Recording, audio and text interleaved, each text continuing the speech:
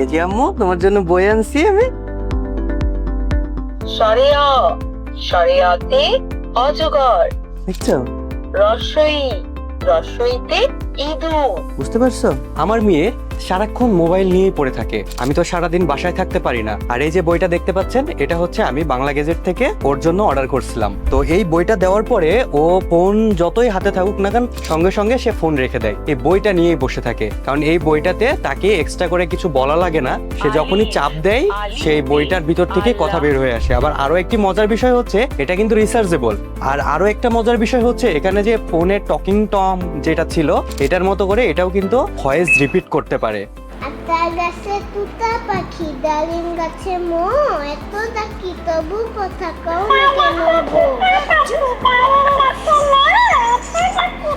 তো এটা কিন্তু আমার বাচ্চা খুব ভালোভাবে এনজয় করে এবং পড়াশোনার দিকে অনেকটাই মনোযোগী হয়েছে। আপনার বাচ্চাকে এভাবে বইয়ের প্রতি উদ্বুদ্ধ করতে চান, তাহলে আজই অর্ডার করুন এই ইন্টেলিজেন্ট বুকটি। এটা পেয়ে যাবেন বাংলা গ্যাজেটের অফিসিয়াল ওয়েবসাইটে অথবা ফেসবুক পেজ থেকে অর্ডার করতে পারবেন।